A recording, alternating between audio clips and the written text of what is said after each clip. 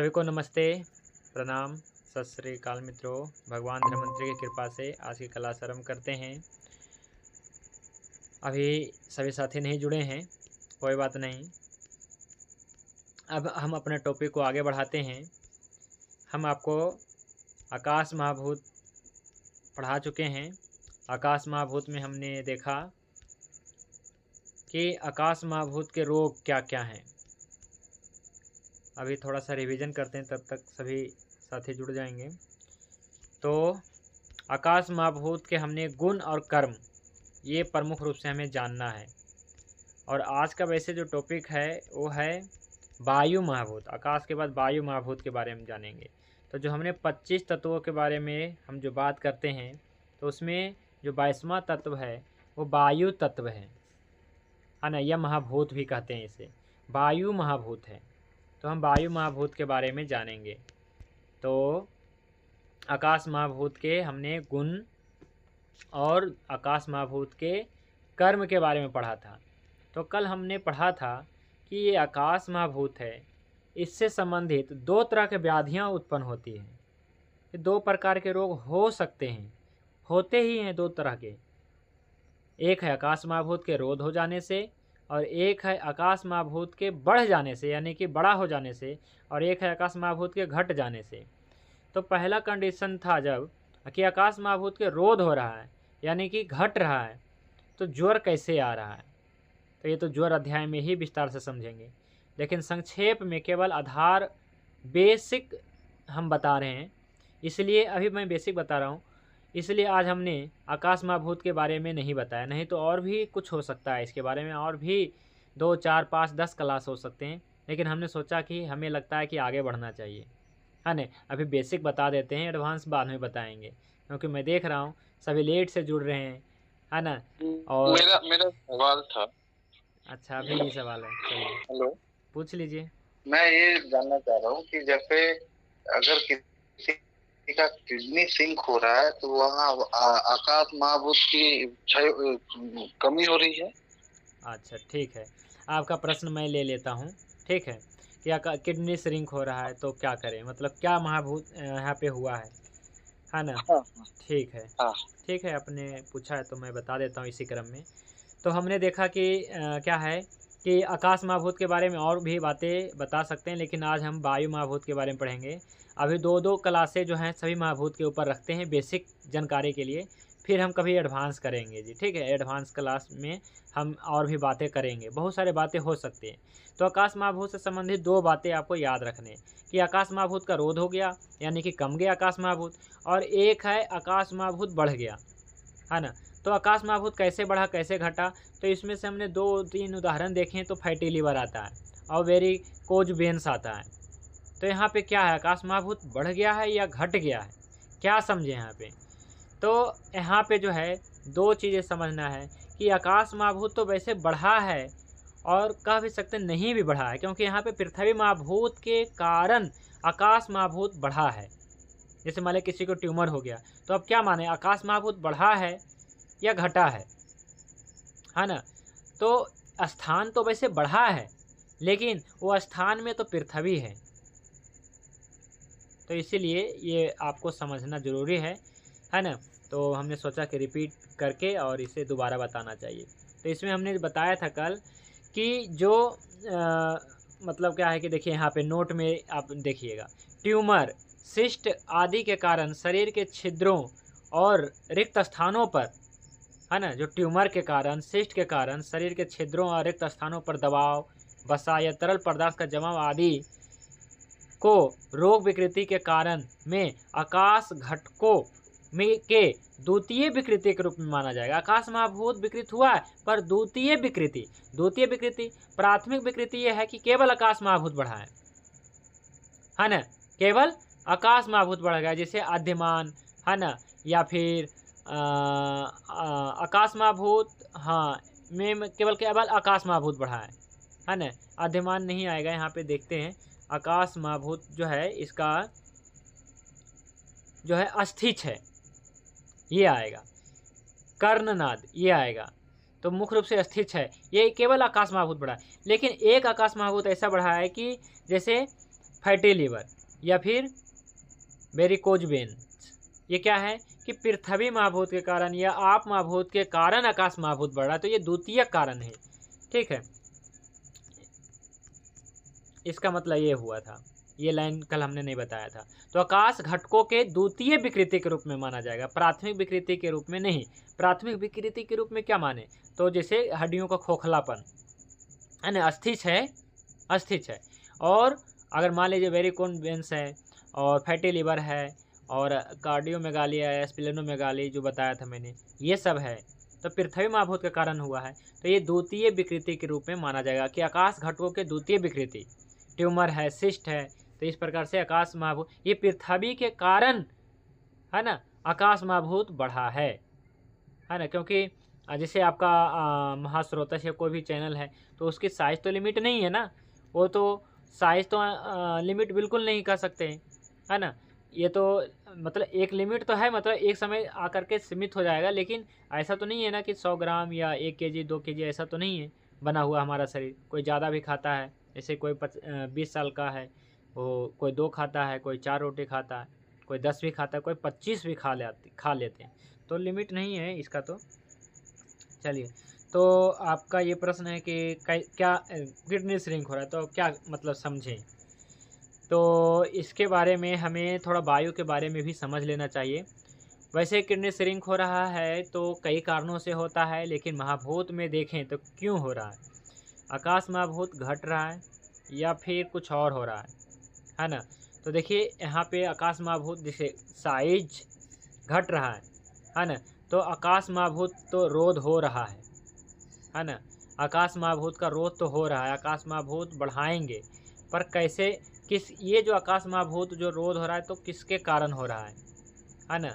आकाश महाभूत घट रहा है तो किसके कारण घट रहा है ना, वायु घटा रहा है या मतलब ये पृथ्वी घटा रहा है, कौन से महाभूत घटा रहा है, ये द्वितीय कारण के रूप में माना जाएगा है ना। आकाश महाभूत जो है द्वितीय कारण के रूप में माना जाएगा। लेकिन किडनी श्रिंक होने का ज़्यादा होता है क्या कि धातु क्षय यहाँ पे हो रहा है ना, धातु क्षय है, तो धातु क्षय हो रहा है। धातु में कौन से धातु, तो रस और रक्त धातु क्षय हो रहा है और मेद धातु क्षय हो रहा है। आपको तो पता ही होगा कि विशेष रूप से रक्त धातु आप देखते हैं कि रक्त तो कम है, हीमोग्लोबिन तो कम है, आप देखते हैं, तो रस धातु क्षय होता है, रक्त धातु क्षय होता है और मेद धातु भी क्षय होता है ना। मेद धातु भी क्षय होता है, 3 धातुओं का विशेष रूप से। तो धातु क्षय होने के वजह से क्या है कि एक तो है ना किडनी श्रिंक होती है और इसको पूरा पोषण नहीं मिल पाता है ना। तो कोई भी चीज़ अपने, जैसे देखा होगा कि आपने कोई पेड़ लगाया तो यदि उसमें जल नहीं देंगे, खाद नहीं देंगे, प्रॉपर जो भी उसका है जो खाद पानी वो नहीं देंगे तो बड़ा तो नहीं होगा और उतना भी नहीं रह जाएगा, बल्कि धीरे धीरे छोटा हो जाएगा, मतलब इसके पत्ते झड़ जाएंगे है ना। तो ऐसा कहेंगे कि ये वृद्धि ही नहीं करेगा। तो ऐसा नहीं है कि हमारे शरीर में हर एक अंग हमेशा वृद्धि होते रहता है, जैसे लीवर किडनी हमेशा बढ़ते ही रहेंगे, ऐसा नहीं है, एक साइज में आकर के रुक भी जाते हैं। पर क्या है कि उसके जीवन के लिए, जैसे किडनी है तो उसके बचाव के लिए वो चलता रहे, लीवर चलता रहे सही तरीके से, तो इसके लिए पोषक तत्व की तो ज़रूरत पड़ेगा है ना, पोषक तत्व तो चाहिए। तो इसलिए क्या है कि हमेशा जो है धातु क्षय ही नहीं होता है, कई कारण से, कई बार रोध भी होता है। आवाज़ आ रही है जी? हाँ, तो अभी जो है मैं वायु के बारे में बताने वाला हूँ, ठीक है, तो अभी आपको और समझ में आएगा। ये प्रश्न आप ज़रूर बनाए रखिएगा है ना, मैं कभी और भी क्लियर करूँगा पूरा तरीके से। अभी हम अपना टॉपिक के ऊपर बढ़ते हैं। तो आज हमने जो है वायु नामक जो है अध्याय शुरू करना है, ठीक है, तो अभी शुरू करते हैं।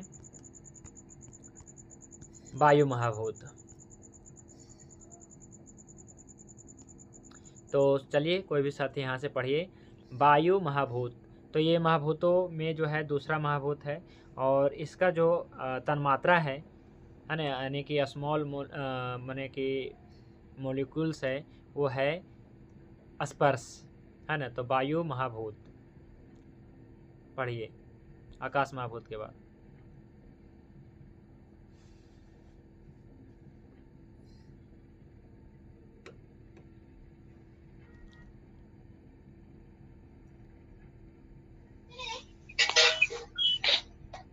आकाश महाभूत के बाद जल या रज गुणात्मक वायु हुई। वायु की निर्मित होती है, अर्थात जिसमें रूप नहीं है और सिर्फ स्पर्श से जिसकी अभिव्यक्ति होती है उसे वायु कहते हैं। वायु महाभूत के बाद तेज महाभूत उत्पन्न होता है। इस वजह से तेज का रूप या गुणधर्म वायु में नहीं रहता और उसका ज्ञान स्पर्श इंद्रियों से होता है। हाँ जी, तो आकाश महाभूत के बारे में आपको बता ही दिया। तो आकाश महाभूत के बाद चल या रज गुणात्मक वायु की निर्मित होती है। चल और रज गुणात्मक, इसका 2 गुण बताया है इस लाइन में कि आकाश महाभूत के बाद चल और रज, चल या रज गुणात्मक वायु की निर्मित होती है। मैंने आकाश के बाद जो महाभूत है वो वायु महाभूत है, और ये आकाश के बाद जो उत्पन्न हो रहा है, ठीक है। और क्या बताया गया है, जिसमें रूप नहीं है। तो वायु महाभूत में रूप नहीं है, रूप ये गुण है ना, जैसे कि मैंने बताया था, है ना। शब्द, स्पर्श, रूप, रस, गंध, ये 5 गुण जो है पंच महाभूतों के। तो ये जो है रूप नहीं है, इसमें वायु में रूप नहीं है, और सिर्फ स्पर्श से जिसकी अभिव्यक्ति होती है, केवल स्पर्श से। इसकी वायु महाभूत की अभी बात नहीं, ये वायु का गुण है। वायु जैसे यहाँ पे देखिए लिखा हुआ है, रूप रहित स्पर्शवान वायु, आगे महाभूत नहीं लिखा है ना, महाभूत नहीं लिखा हुआ होगा, पर आप इसे जो है वायु महाभूत का सबसे अच्छा उदाहरण क्या है, एयर है, हवा ही है ना, जो क्या है रूप रहित है, दिखता नहीं है लेकिन स्पर्शवान है, हमें महसूस होता है, स्पर्श होता है जब तेज हवा बहती है। तो हवा, एयर की बात यहाँ पे। वैसे महाभूत आप मैं इसके बारे में नेक्स्ट क्लास में मैं बता दूंगा, है ना, कि असल में ये 5 महाभूत कौन है। ये भी एक टॉपिक रहेगा कि असल में ये 5 महाभूत कौन है, ठीक है। तो महाभूत थोड़ा सा डिफरेंस है ना। तो वो क्या है कि किससे डिफरेंस है, तो इससे ये जो एयर है, वाटर है, अर्थ है, फायर है, इससे थोड़ा ये है ना अंतर है। जो रियल में जो महाभूत है वो और इसमें अंतर है, लेकिन उसका सबसे बड़ा उदाहरण है। तो हम इससे हम बताएंगे, है ना, नेक्स्ट क्लास में बताएंगे, टॉपिक बना करके बता देंगे। तो हम यहाँ पे केवल वायु के बारे में जानना चाह रहे हैं। अभी वायु महाभूत वैसे हम जानेंगे, लेकिन ये जो वायु है वो वायु महाभूत का ही, है ना, वायु महाभूत का ही तो उदाहरण है ये वायु। तो जिसमें रूप नहीं है, जैसे सिर्फ स्पर्श से अभिव्यक्ति कर सकते हैं, स्पर्श से अनुभव कर सकते हैं, वो है वायु। वायु के बाद मतलब वायु के बाद तेज महाभूत उत्पन्न होता है। वायु महाभूत के बाद तेज महाभूत उत्पन्न होता है, यानी कि अग्नि। इस वजह से तेज का रूप यह गुणधर्म वायु में नहीं रहता, क्योंकि वायु के बाद में तेज है। तो तेज में रूप है, वायु में रूप नहीं है, जैसा कि मैंने पहले बता दिया है। तो इसका ज्ञान जो है केवल स्पर्श इंद्रियों से उत्पन्न होता है। उत्पत्ति के बारे में क्या बताया गया है, देखिए उपनिषद में बताया गया आकाश से वायु की उत्पत्ति होती है ना। आकाश के कंडेंस से, आकाश के जो है संघनन से जो है वायु महाभूत की उत्पत्ति होती है, ऐसा बताया गया है। ये तैत्तिरीय उपनिषद। सांख्य आयुर्वेद शास्त्र क्या मानता है, आयुर्वेद क्या मानता है, तो स्पर्श तन्मात्रा से वायु की उत्पत्ति होती है। स्पर्श तन्मात्रा, है ना, बताया था मैंने, शब्द, स्पर्श, रूप, रस, गंध। तो ये स्पर्श तन्मात्रा, स्पर्श मॉलिक्यूल्स होता है, उससे वायु की उत्पत्ति हो रही है ना। यानी कि आकाश के बाद वायु की उत्पत्ति होती है, या कह सकते हैं इसकी जो स्मॉल मॉलिक्यूल है वो है स्पर्श, है ना। तो स्पर्श तन्मात्रा से वायु की उत्पत्ति हो रही है। और वैशेषिक दर्शन में बताया गया है, दूसरे अन्य दर्शन में कहा है स्पर्श गुणात्मक वायु परमाणु से वायु महाभूत की उत्पत्ति होती है। मैंने स्पर्श गुणात्मक, स्पर्श तन्मात्रा से, ये भी बता रहा है। अब पंचीकरण में, पंचीकरण सिद्धांत क्या है जी, तो इसके बारे में बताएंगे। सिंपल समझ लीजिए कि 5 महाभूत से ही कोई भी वस्तु या कुछ भी बन रहा है। पंचीकरण में बताया गया है कि आधा तो स्पर्श तन्मात्रा है और बाकी जो है बाकी के तन्मात्राओं का अष्टमांश भाग मिलकर वायु महाभूत बना है ना। बाकी के जो है, तो बाकी के तन्मात्राओं का अष्टमांश भाग मिलाकर, तो ये जो है ऐसा नहीं है कि ये जो अग्नि है मतलब कि वायु महाभूत है, तो वायु महाभूत में अग्नि का तन्मात्रा या उसका तन्मात्रा, ये सब के तन्मात्रा नहीं। यहाँ पे केवल जो है आकाश महाभूत की तन्मात्रा आएगा, क्योंकि आकाश के बाद वायु, वायु के बाद ना अग्नि आएगा। अग्नि तो इससे पहले आएगा ही नहीं, तो अग्नि का तो गुण इसमें है ही नहीं वायु में। तो इसलिए क्या है कि वायु जो है अग्नि से नहीं बना है, बल्कि वायु से अग्नि बना है ना। वायु से अग्नि बना है, अग्नि से वायु नहीं। तो इसलिए क्या है कि पंचीकरण सिद्धांत में क्या कहता है, जैसे मान लीजिए पृथ्वी, तो पृथ्वी महाभूत का क्या है गुण, तो पृथ्वी महाभूत का गुण देखेंगे तो गंध है। पृथ्वी महाभूत का गुण गंध है। तो पृथ्वी महाभूत के निर्माण में आप ऐसा समझिए कि 50% जो पृथ्वी महाभूत जो देख रहे हैं, इसमें 50% जो है पृथ्वी महाभूत के जो गुण है गंध, ये है। बाकी आकाश, वायु, तेज, आप महाभूत है बराबर मात्रा में। यह हो सकता है आप महाभूत सबसे ज़्यादा होगा जी, हाँ, फिर उसमें तेज महाभूत होगा, इसके बाद वायु महाभूत, सबसे कम आकाश महाभूत होगा, ऐसे होगा जी, है ना। क्योंकि पृथ्वी महाभूत के क्या है, आप महाभूत बिल्कुल नज़दीक में है, और फिर आप महाभूत से जो है उत्पन्न भी हो रहा है। तो इसलिए आप ऐसा समझ सकते हैं, कह सकते हैं कि पृथ्वी महाभूत में जो सबसे ज़्यादा जो गुण है, पृथ्वी महाभूत में जो सबसे ज़्यादा तन्मात्रा है वो किसका है, गंध का है। इसके बाद रस का है, इसके बाद रूप का है, इसके बाद स्पर्श का है, और सबसे कम जो है शब्द का है। ठीक है, तो शब्द का भी है। तो पृथ्वी महाभूत में केवल ऐसा नहीं है कि पृथ्वी महाभूत केवल गंध से बन गया, नहीं, गंध तन्मात्रा नहीं है। देखिए यहाँ पे शब्द भी है, रूप स्पर्श भी है, शब्द स्पर्श रूप रस गंध सब है, लेकिन पंचीकरण सिद्धांत कहता है कि सबसे ज़्यादा किसका है। ये देखिए, जैसे वायु भी मैंने आपको बताया था, आज वायु का टॉपिक बहुत है ना शुरू किए हैं। तो वायु के टॉपिक में हमने आपको पंच वायु के बारे में तो बता ही दिया था, है ना, कि वायु के 5 भेद हैं। तो वायु के कार्य में देखेंगे तो इसमें वायु के गुण हमने बताया है। देखिए वायु के गुण भी हमने बता दिया, लेकिन अभी केवल रिवीजन करेंगे। तो वायु के हमने जो 5 प्रकार के जो भेद बताए थे, 5 प्रकार के भेद बता दिया था ना, तो इसके बारे में हम विस्तार से नहीं बताएंगे।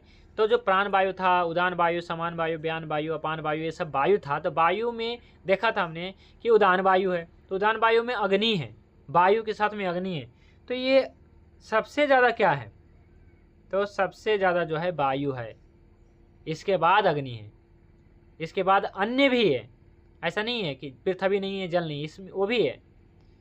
प्राण वायु में देखा था वायु और जल है, तो ऐसा नहीं कि वायु और जल बराबर है, नहीं, वायु सबसे ज़्यादा है, जल कम है, और अग्नि और कम है, पृथ्वी और कम है, इस प्रकार से है। अपान वायु में देख रहे हैं कि वायु और पृथ्वी है, तो इसका मतलब है ना वायु और पृथ्वी बराबर है, नहीं, सबसे ज़्यादा वायु है, पृथ्वी इसके बाद है, इसके बाद अग्नि है, इसके बाद जो है अन्य माने जल है, इसके बाद जल है, इसके बाद वायु है, जल के बाद अग्नि, अग्नि के बाद वायु, वायु के बाद आकाश है। तो सब है ना। सबसे जैसे अपान वायु का मैं बता रहा हूँ, अपान वायु नाभि के नीचे जो मैंने बताया था पहले, तो इसका जो है पंचभौतिक संरचना वायु और पृथ्वी है। ठीक है, तो वायु पृथ्वी सबसे ज़्यादा क्या, तो सबसे ज़्यादा वायु, इसके बाद में पृथ्वी आ गया, है ना, पृथ्वी आ गया, पृथ्वी के बाद आप जल महाभूत, इसके बाद अग्नि महाभूत, वायु तो सबसे ज़्यादा था, और सबसे अंत में जो है आकाश महाभूत, इस प्रकार से। तो ये है पंच महाभूतों का पंचीकरण सिद्धांत। पंचीकरण में केवल पढ़ना हमें ये जानना होता है कि सबसे ज़्यादा किसका है। ठीक है, तो इसी प्रकार से हमें, तो आकाश महाभूत का जो है, अब हम गुण आकाश महाभूत का तो पढ़ ही लिया है, वायु महाभूत के। तो वायु महाभूत के बारे में क्या बताया गया है पंचीकरण सिद्धांत में, तो पंचीकरण सिद्धांत के अनुसार जो है ये हो गया, है ना, कि स्पर्श तन्मात्रा का आधा भाग, बाकी के तन्मात्राओं का यहाँ पे बाकी के तन्मात्रा मतलब यहाँ पे आकाश का तन्मात्रा का अष्टमान माने अष्टमांश कह सकते हैं, या फिर जैसे केवल और केवल यहाँ पे आधा आधी कह सकते हैं, क्योंकि आप आकाश ही है ना केवल इसके निर्माण में, वायु के निर्माण में केवल आकाश है। ठीक है, तो स्पर्श और शब्द ये दो महाभूत विशेष रूप से देखते हैं। बहुत ज़्यादा तेज हवा चलते बहुत आवाज़ आती है ना। तो शब्द इस लोक में भी देखते हैं, तो स्पर्श के साथ में जब तेज हवा चलती है तो बहुत ज़्यादा आवाज़ भी आती है ना। तो ये दोनों बराबर है, जितना स्पर्श होता है उतना आवाज़ भी आता है वायु के बहने का, है ना। तो ये दोनों बराबर आप कह सकते हैं। और जैसे अग्नि महाभूत आएगा, तो अग्नि महाभूत में सबसे ज़्यादा 50% क्या होगा, रूप होगा, और रूप के बाद जो है, इसके बाद जो है स्पर्श होगा, स्पर्श के बाद शब्द होगा, है ना। तो इसी प्रकार से सबसे ज़्यादा जो है, मान लीजिए इसके बाद आएगा आप जल महाभूत, तो जल महाभूत में सबसे ज़्यादा रस होगा, इसके बाद रूप होगा, स्पर्श शब्द, इस प्रकार से होगा। तो महाभूतों का जो है पंचीकरण सिद्धांत में अभी मैं बताऊंगा। स्पर्श तन्मात्रा का आधा भाग, अभी तो वायु पढ़ रहे हैं, तो स्पर्श तन्मात्रा का आधा भाग वायु में रहेगा। ठीक है जी। तो ये है वायु महाभूत। अब वायु महाभूत का के बारे में कुछ कहा गया है जी। हालांकि ये सूत्र मैंने पहले ही बता दिया था, चरक संहिता में भी है और सुश्रुत संहिता में भी है। चलिए पढ़िए ये वाला। अर्थात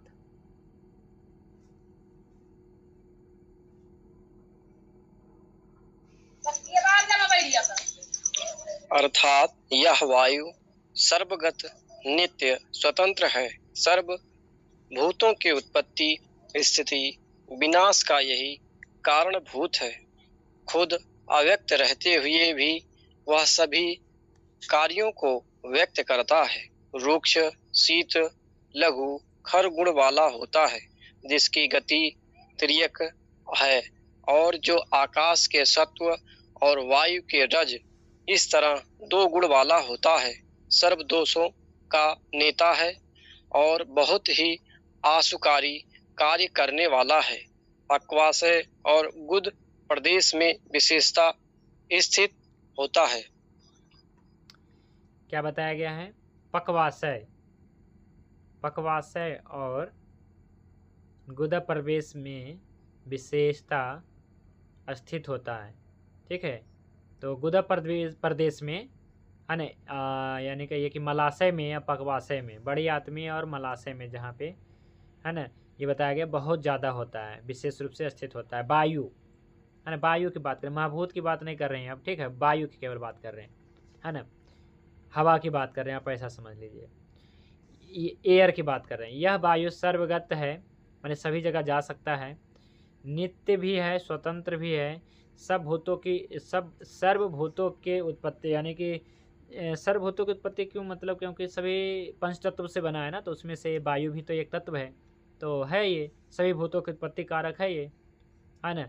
स्थिति माने सभी भूतों की उत्पत्ति, स्थिति यानी कि जो जिंदा है उसका कारण, जो उत्पन्न हो रहा है उसका कारण, और विनाश का भी कारण है, ये बताया गया है।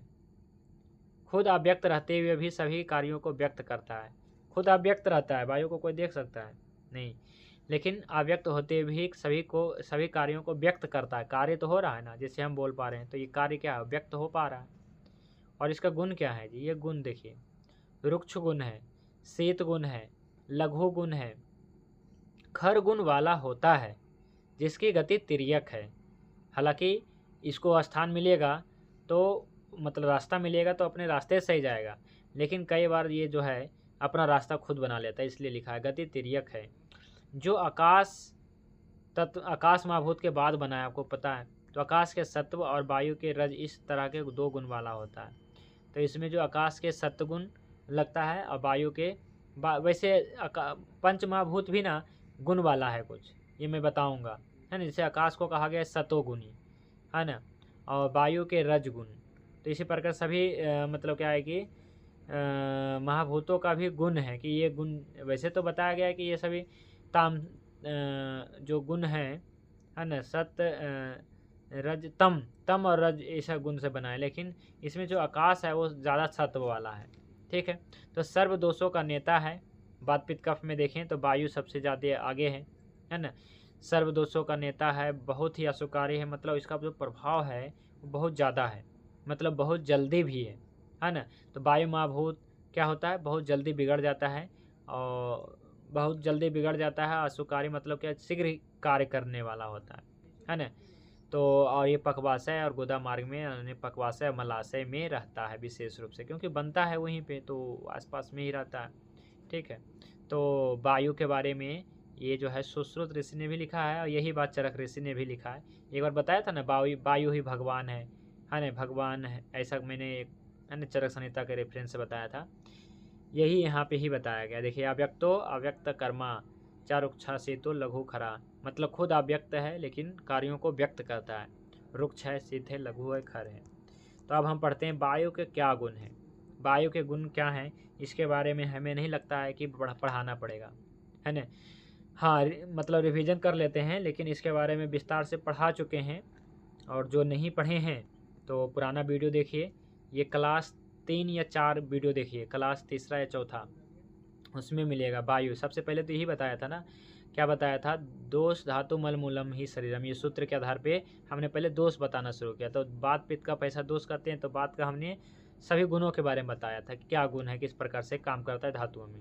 तो बात के गुण के बारे में फिर भी चर्चा, क्योंकि वायु के बारे में आया है तो पढ़ लेते हैं। वायु का गुण है जी, जैसे कि मैंने पहले बता दिया है कि रुक्ष है, खर है, शीत है, लघु है, और आप पिश्चिल है, ये बताया गया है। सुश्रुत ऋषि ने भी बताया है, चरक ऋषि ने भी बताया, भागवत ऋषि ने बताया है। तो हम सबसे ज़्यादा भागवत ऋषि के बारे में बताते हैं, है ना। हालांकि बात सब एक ही कह रहे हैं, बिल्कुल अंतर नहीं है।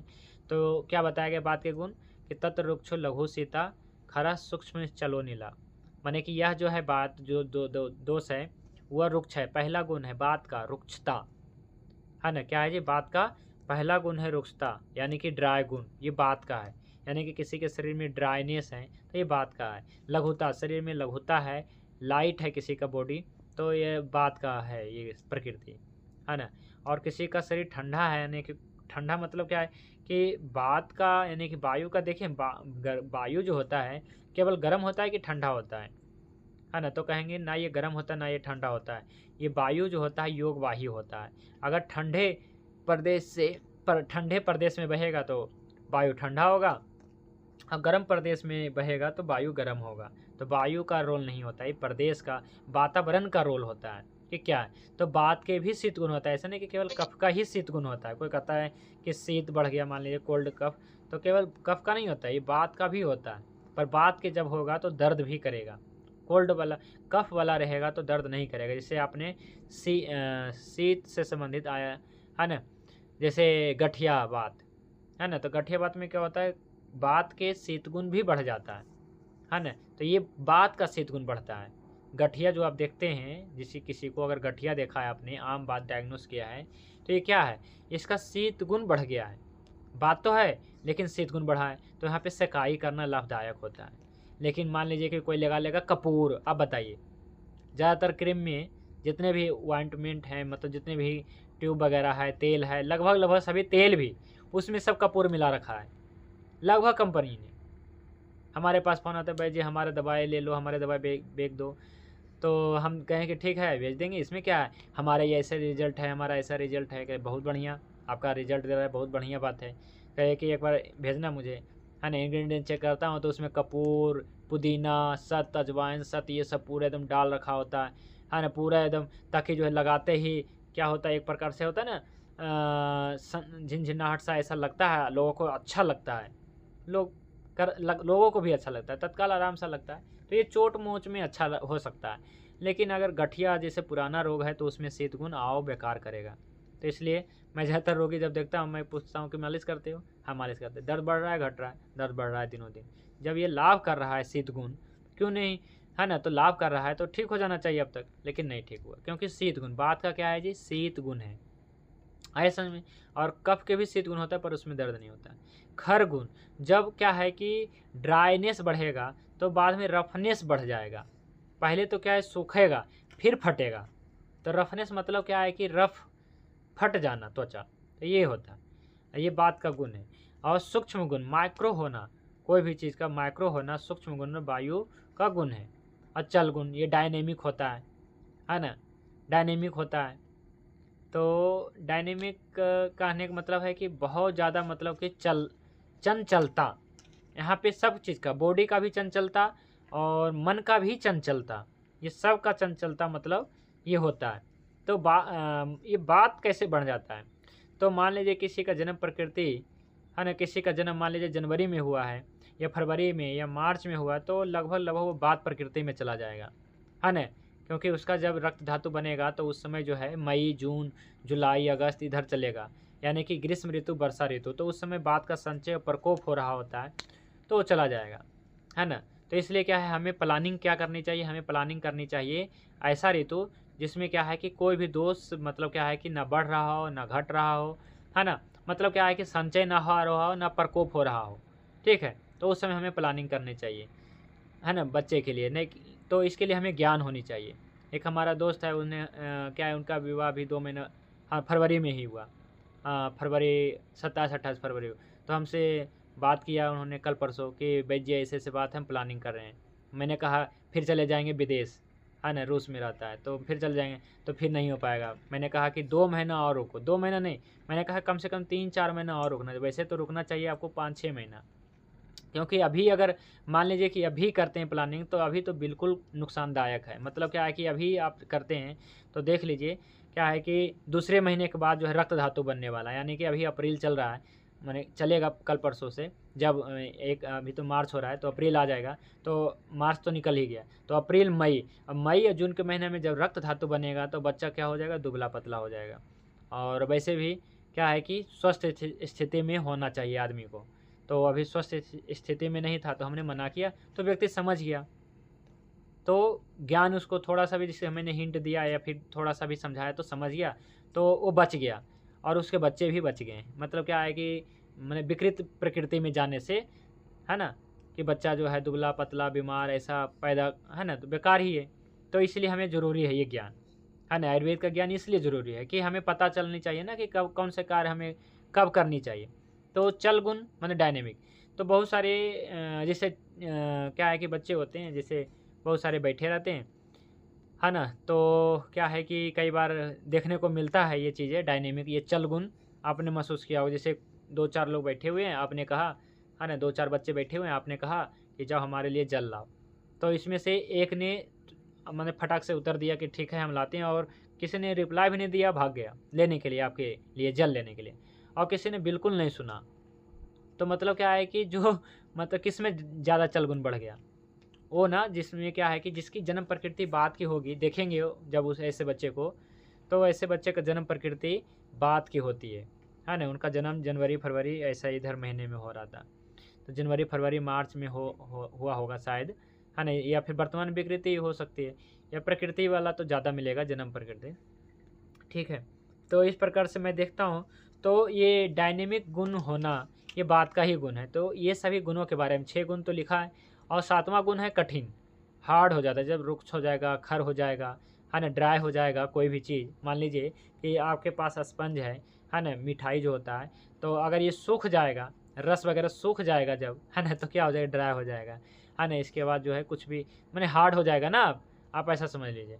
तो जब तक क्या है बात मतलब जब तक क्या है कि इसमें रुक्षता नहीं आती, जब तक खरता नहीं आए।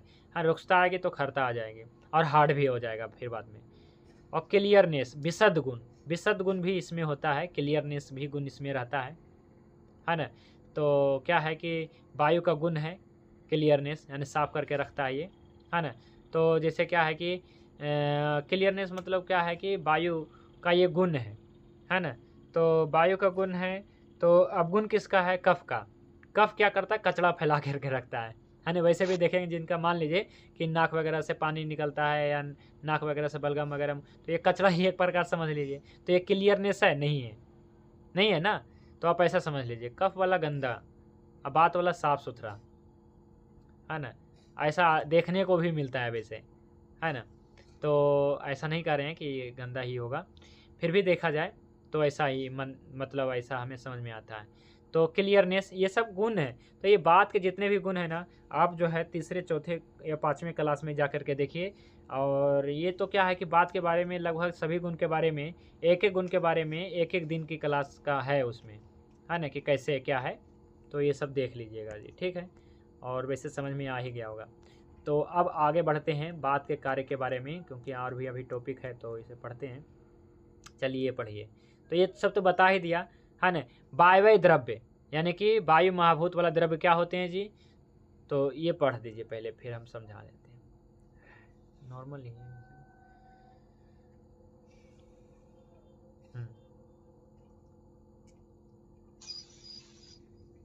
वायव्य द्रव्य, जो द्रव्य लघु, शीत, रुक्ष, खर, विशद, सूक्ष्म तथा स्पर्श गुण प्रधान हो, उन्हें वायव्य द्रव्य कहते हैं। इनके सेवन से शरीर में रुक्षता, ग्लानि, विचार, विचरण, घूमना या विचार, सोचना, वैसद, विशदता और लघुता उत्पन्न होती है। तो ये चरक सूत्र स्थान का रेफरेंस है। इसमें बताया गया वायव्य द्रव्य, कहता है जो द्रव्य यानी कि वायु वाला द्रव्य का कुछ उदाहरण दीजिए, इसका गुण धर्म बताइए। तो वायु जो द्रव्य होता है ना, वो क्या होता है, लघु होता है, हल्का होता है, रुक्ष होता है ना, खर होता है, शीत होता है, विशद होता है, गुण होता है, मतलब ये ऊपर वाला जो गुण है ना वो सब, ठीक है, ये सब होता है। और स्पर्श गुण प्रधान होता है, इसको आप छू सकते हैं। इसके सेवन से शरीर में रुक्षता आ जाएगी, खरता आ जाएगी, लघुता आ जाएगी, यही बताया गया है ना। चंचलता आ जाएगी, क्लियरनेस आएगी। जैसे मान लीजिए किसी को कैंसर है, तो किसी को कैंसर है तो हम क्या देते हैं जी, वायु महाभूत देते हैं। क्यों देते हैं, क्योंकि जल महाभूत और पृथ्वी महाभूत के कारण क्या है, कोशिका का अनियंत्रित रूप से वृद्धि हुआ है ना। कोशिका का अनियंत्रित रूप से वृद्धि का कारण क्या है कि वो जो है कोशिका का अनियंत्रित रूप से वृद्धि का कारण है पृथ्वी और आप महाभूत। वायु महाभूत आकाश महाभूत नहीं, वायु महाभूत बिल्कुल साफ करके क्लियर है ना। बढ़ाने वाला जो है अग्नि, बढ़ाने वाला जो है पृथ्वी और जल महाभूत है। तो कैंसर उसी को होगा जिसका जन्म प्रकृति कफ का है जी, ठीक है। किसी का जन्म प्रकृति कफ का है उसको होगा, या फिर बढ़ जाए, है ना। बात वाले को कैंसर संभव नहीं है क्योंकि क्लियर है ना। बढ़ जाएगा। अगर हो भी जाएगा ना बात वाले को, तो ये जल्दी मतलब ठीक कर लेगा अपने आप को, क्योंकि प्रकृति है जी।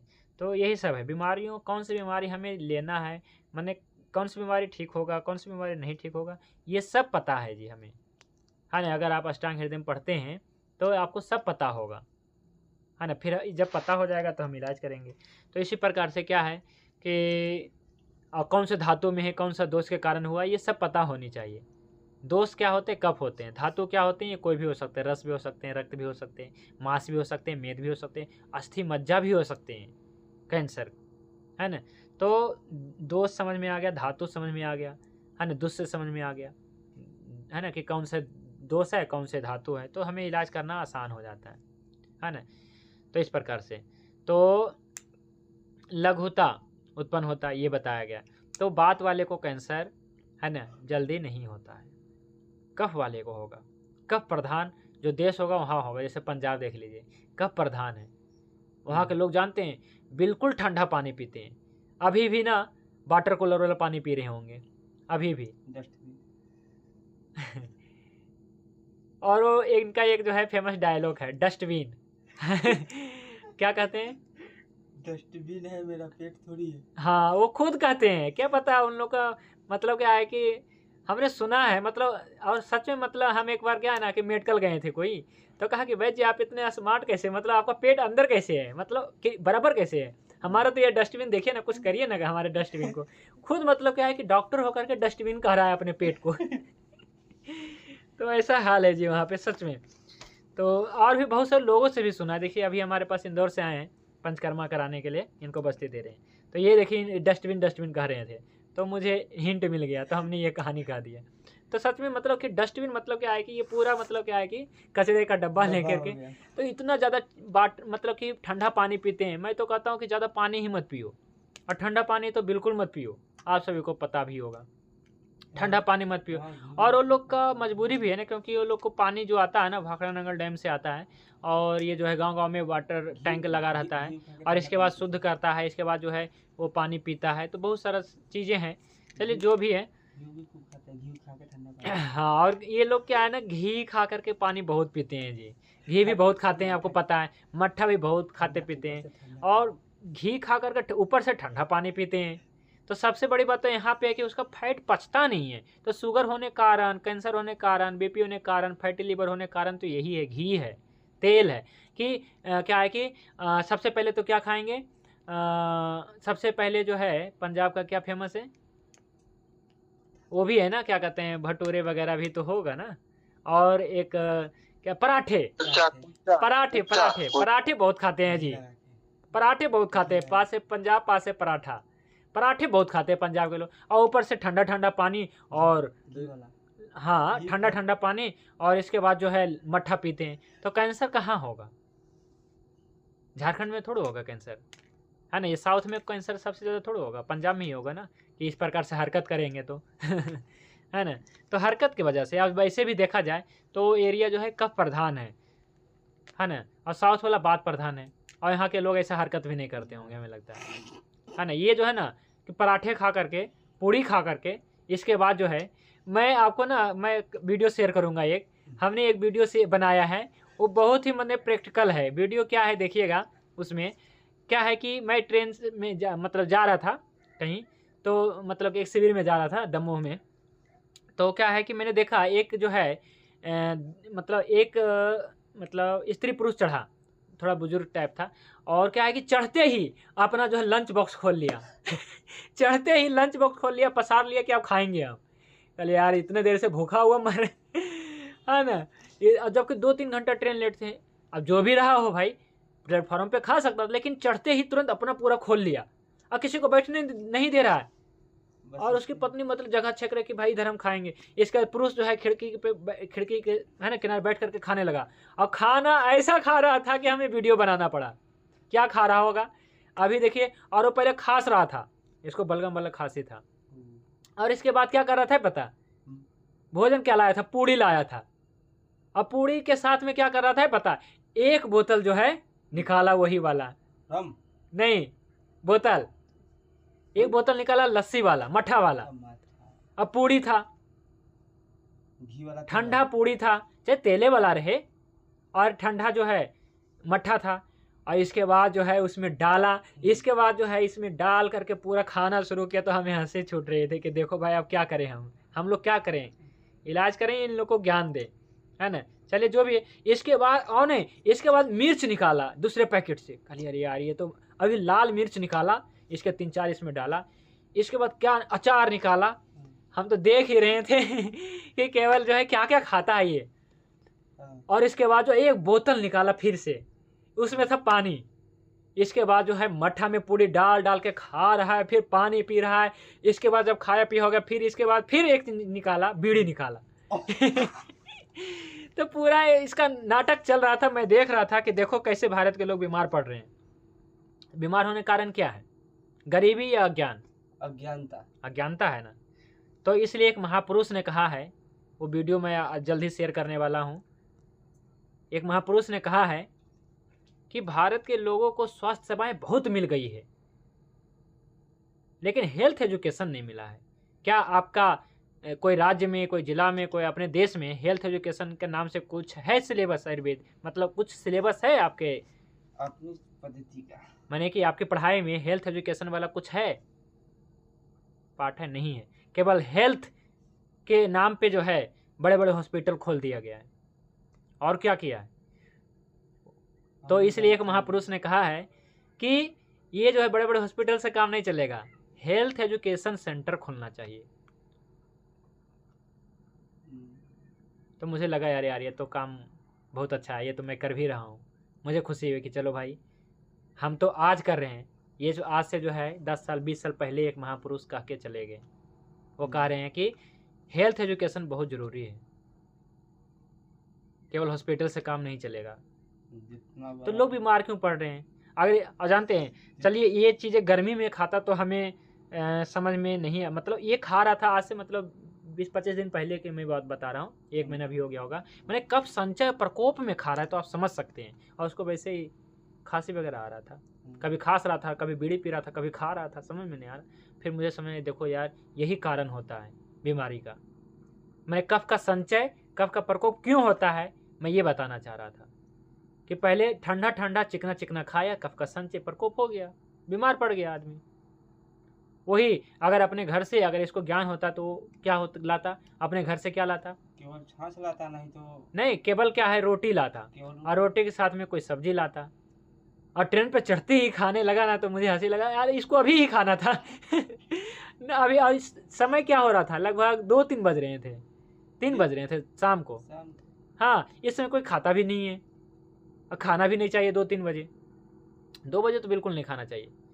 मुझे कब पता चला, जब हमारे गुरुकुल में एक बार जो है, मैं गुरुकुल में था तो एक सिख आया, पूरा मतलब पहली बार एक कोई सिख बंदा आया, पूरा सरदार जी थे गंगानगर से, और ऑर्गेनिक खेती वगैरह करते, इतनी लंबी लंबी दाढ़ी थी। इसके बाद हम लोग सुबह खाएं और दोपहर सुबह खाएं, और इसके बाद जो है फिर भूख काम उम किए खेत में थोड़ा बहुत, तो भूख लगी तो हम लोग खा गए, खाना खा लिए। तो हमने खाना खा के फिर उन्होंने हमें मिले हो, मैंने कहा कि आपने दोबारा भोजन कर लिया, तो कहा कि ये 2 बज गया नहीं खाएंगे। कहा कि क्या कनेक्शन है 2 बज गया, क्या नहीं मतलब 2 बज गया आप नहीं खाएंगे क्या मतलब।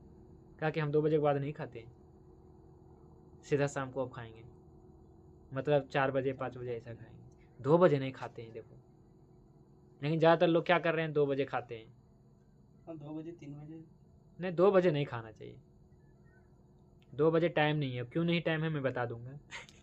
हमारी दवाइयाँ जो लेते होंगे उनको पता चल गया होगा क्यों नहीं खाना है 2 बजे। ये बहुत पहले की घटना है, 5 साल हो गया ये घटना को। कहा कि हम 2 बज गया, नहीं 2 बजे के बाद बिल्कुल नहीं खाएंगे। 2 बजे से कितने बजे? और आज हम पढ़ रहे हैं तो मुझे समझ में आता है क्यों नहीं खाना है 2 बजे। खाना नहीं खाना है, दवाई खाना है, क्योंकि 2 बजे जो है दवाई खाने का समय होता है, स्वर्ण प्रभा लेने का समय होता है। ये बात नहीं है कि स्वर्ण प्रभा सभी को लेना है, लेकिन अभी के ऋतु में जो स्वर्ण प्रभा ले रहे होंगे ना उनको बहुत अच्छा लग रहा होगा, क्योंकि इतनी ज़्यादा वातावरण में गर्मी आ रही है, रुखता आ रही है, बार बार मुँह सूख रहा है, ये सब में स्वर्ण प्रभा बहुत अच्छा लाभ कर रहा है जी। और लोग से गुण बात का है। हाँ, तो अभी जिनको भी मतलब क्या है कि मुँह सूख रहा है, बार बार प्यास लग रही है ना, उन सबको स्वर्ण प्रभा देना शुरू करिए जी। और वैसे भी जिनको भी इस समय में जिनको भी बात का संचय नहीं कराना है, शरीर में संहिता बनाए रखनी है, शरीर मोटा ताज़ा रखना है, उनको स्वर्ण प्रभा खानी चाहिए। खाना शुरू कर दीजिए 10 बजे 2 बजे 1 घूंट दूध या पानी से। तो कहा 2 बजे नहीं खाएंगे, 2 बजे क्या होता है पता ही है, क्या होता है 2 बजे, ये संधि काल है, पित्त यहाँ पे खत्म होता है, बात शुरू होता है, तो इस टाइम पे खाना नहीं खाना, क्योंकि ये कमजोर पॉइंट है, इसलिए नहीं खाना। तो मुझे समझ में आया कि क्यों नहीं।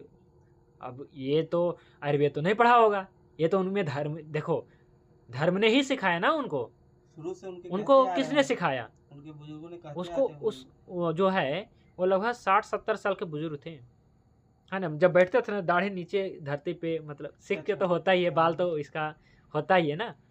तो इनको किसने सिखाया, ये ज्ञान जो है किसने दिया, तो धर्म ने दिया, हमें लगता है। अब उनके पूर्वजों ने बताई होगी कि हाँ, ऐसा तो धर्म से जुड़ा हुआ है ये चीज़ें ना, तो इसलिए स्वास्थ्य विज्ञान को ना धर्म से जोड़ दिया गया। ठीक है, तो बहुत सारी चीज़ें समझ में नहीं आती, लेकिन बाद में हमें समझ में आती है, जैसे आप लोग पढ़ रहे हैं तो समझ में आती है जी। तो इसलिए ऐसा है। अब हम आगे बढ़ते हैं, नहीं तो यहीं पे रह जाएंगे, है ना। मैं क्या बता रहा था, हाँ, वायु के कार्य वगैरह बता दिया, और बात के संचय वगैरह। तो बात के बारे में हमने बहुत कुछ बता दिया है जी। दोष धातु मल मूलम ही शरीरम, इसमें जो है दोष बात पित्त कफ जो होते हैं, दोष के सभी गुण हमने, बात के सभी गुण हमने कह दिए हैं, बात के प्रकार भी कह दिए हैं, बात के बारे में A to Z माने बेसिक जो होता है हमने कह दिया है। तो पिछले क्लास में देखिएगा। अभी जो है ऊपर से चलते हैं, ठीक है।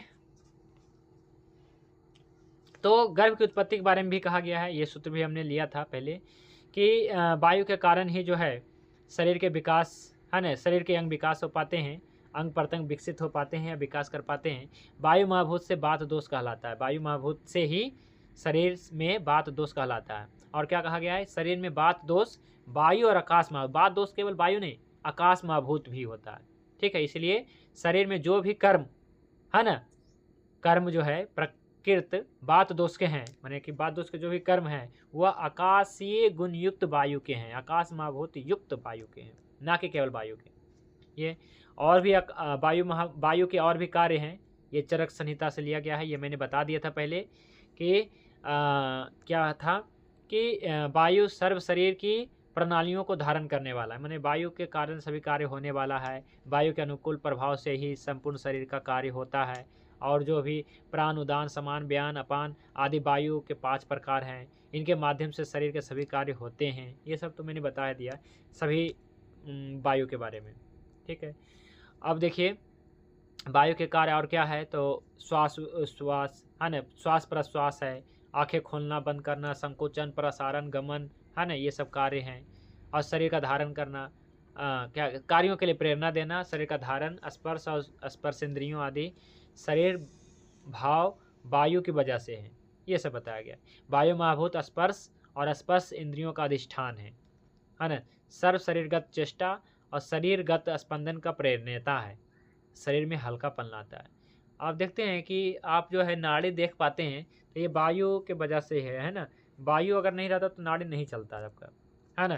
तो जो भी मतलब नाड़ियाँ जो चलती है, चाहे कोई भी नाड़ी देख लीजिए, चाहे आप ये अंगूठे के जो बगल में होता है, नीचे होता है, वहाँ देख लीजिए, या गले में देख लीजिए, या यहाँ पे मस्तिष्क में कहीं भी देखेंगे तो वायु की वजह से ही वो नाड़ी जो है स्पंदन कर रहा होता है, वायु की वजह से। कफ की वजह से नहीं, वायु की वजह से। कफ की वजह से तो क्या, कफ तो अस्थिर मंद गुण वाला है ना, तो वायु ही स्पंदन करा रहा है ना। तो ये संक्षेप में हमने कहा है। एक क्लास और वायु के बारे में रखेंगे, फिर हम अगला महाभूत के बारे में पढ़ेंगे। अब हम थोड़ा फास्ट और शॉर्ट चलेंगे ताकि नहीं, ऐसी बात नहीं है, क्या है ना कि अभी बहुत बड़ा टॉपिक ना हो जाए, है ना, क्योंकि मैं देख रहा हूँ बहुत कम लोग सुन रहे हैं। यूट्यूब पर भी देख रहा हूँ, अरे यार बहुत कम लोग सुन रहे हैं, 100-150 लोग सुन रहे हैं, है ना, इतना भी नहीं हो पा रहा है। क्लास भी देख रहा हूँ, है ना, 20-25 लोग ही जुड़ पा रहे हैं, है ना, लगता है जैसे समझ में नहीं आ रहा है ना। नहीं, ये चाह रहे हैं ना कि जल्द से जल्द जो है हमें कुछ बताएं, इलाज बताएं थोड़ा। तो चलिए कोई बात नहीं, इलाज ही जल्द से जल्द करेंगे। लोगों को जाने इलाज बताने से क्या मतलब? बहुत मतलब है, इलाज तो कुछ तो जानना चाहिए ना। नहीं बताएंगे, लोग खाना कुछ खा लेंगे, कुछ आप कोई प्रश्न तो रखिएगा जी, ठीक है। मतलब नहीं है।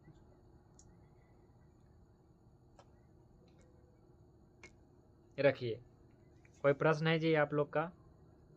वैद अजय जी, अशोक जी, मदन मोहन आर्य जी, आप कहिए।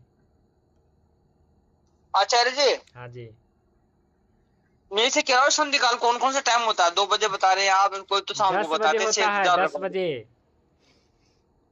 तो इस संधि काल में अक्सर किसी व्यक्ति को संधि काल में भूख लगती है। किसने कहा भूख लगती है बताइए? देखिए आदत बस भूख लगना ये अच्छी बात नहीं है।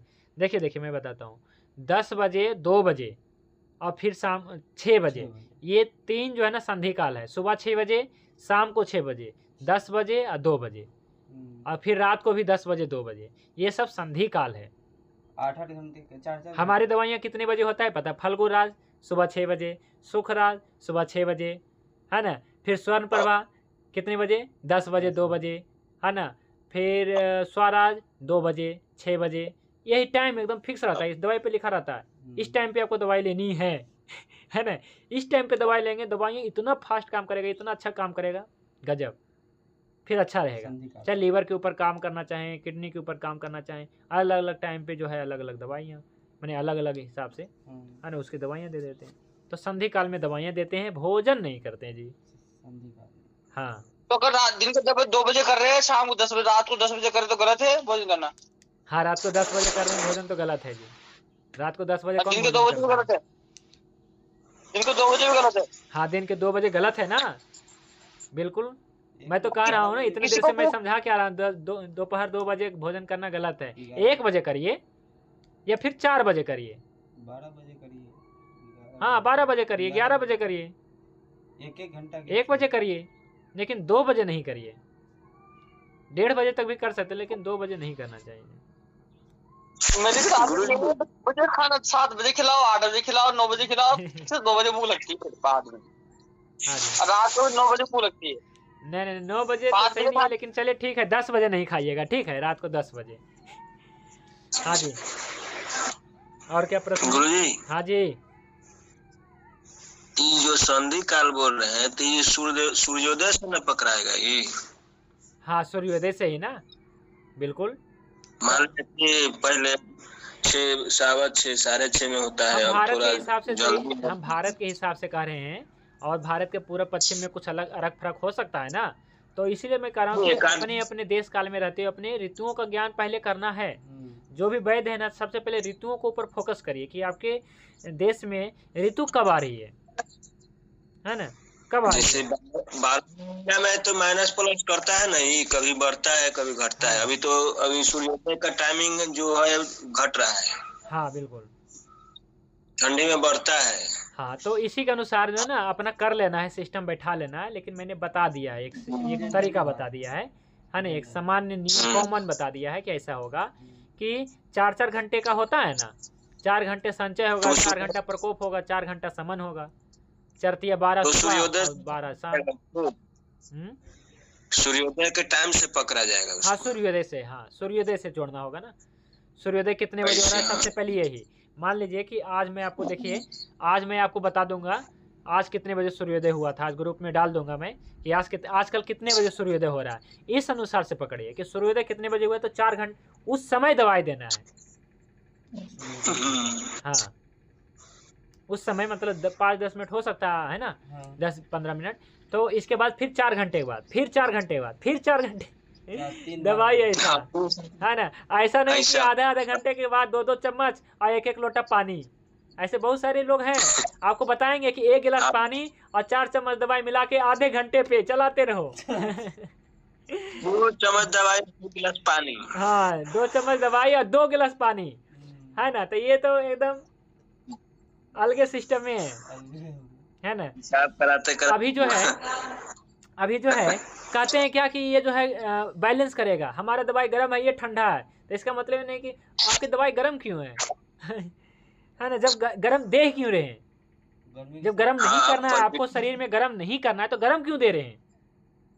प्रकृति देख के दीजिए। हाँ जैसे आप हमारी दवाइयाँ देखिए, स्वर्ण प्रभा कितना मस्त है, हम दवाई दे रहे हैं ठंडा और ऊपर से पिलाएंगे गर्म, ये कॉम्बिनेशन बैठेगा। हम क्यों बैठाएंगे ऐसा, भाई हम ठंडा दे रहे हैं तो ठंडा ही देंगे ना, बिल्कुल विरुद्ध वाला दे रहे हैं। एक तरफ करें गर्म दे रहे हैं, फिर करें ठंडा करो, तो क्या मतलब।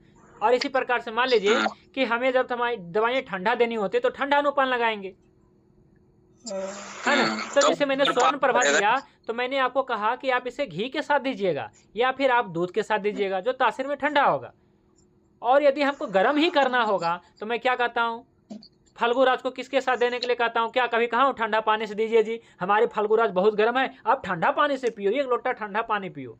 हमने कहा है कि फल्गुराज गर्म पानी से लेना है, मुस्ता पाचक गर्म पानी से लेना है। हमने कहाँ कहा है ठंडा पानी से लेने के लिए।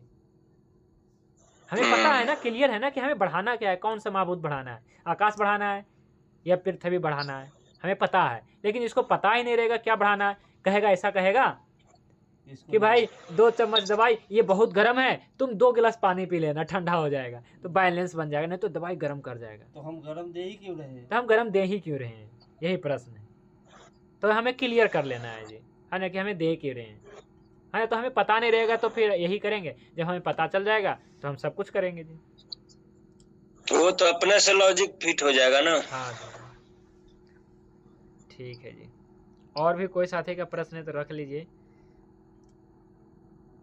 अजय जी, आप दवाई के साथ में कितना पानी पिलाते हैं? हम दवाई के साथ में आधा गिलास पानी। आधा गिलास, चलिए ठीक है। कौन सी दवाई? स्वर्ण प्रभा। अभी स्वर्ण प्रभा के साथ में क्या दे रहे हैं और कितना पानी दूध दे रहे हैं? स्वर्ण प्रभा के साथ में दूध नहीं, पानी से देते हैं 10 बजे 2 बजे। हाँ, कितना पानी कितना दूध? ताजे पानी से। ठीक है, कितना मात्रा? नहीं गुरु जी, दूध नहीं, पानी खाली पानी से, ताजे पानी से। कोई बात नहीं, पानी भी चलेगा, लेकिन मैं आपको बताया था ना कि दूध दीजिएगा, ठीक है। तो हम जो भी दवाई देते हैं ना, तो दवाई प्रधान होनी चाहिए, अनुपान नहीं। दवाई जो अनुपान हमें मजबूत करना हो तो करेंगे, लेकिन हमें अनुपान सीमित रखना है। तो जो स्वर्ण प्रभा है या और भी जो चीज़ें हैं, उसकी मात्रा जब देते हैं तो आपको मात्रा पता है जी, 125 mg या 100 mg ऐसा रहता है। तो इसके दूध जो देते हैं ना, तो 1 घूंट बस दूध पीना होता है, 1 घूंट दूध पीना है ना। 1 घूंट, ऊपर से 1 घूंट और पी सकते हैं दूध, या 1 घूंट पानी, बस इतना ही पीना है। बहुत ज़्यादा नहीं कि 2 गिलास, ऐसा नहीं हमारा चलेगा, है ना। बस इतना ही, नहीं तो वो विलीन हो जाएगा, है ना। आप महाभूत में विलीन हो जाएगा औषधि, ठीक है। तीर्थई महाभूत आप महाभूत में विलीन हो जाएगा, ठीक है, तो इस प्रकार से ऐसा नहीं होता है। चलिए ठीक है,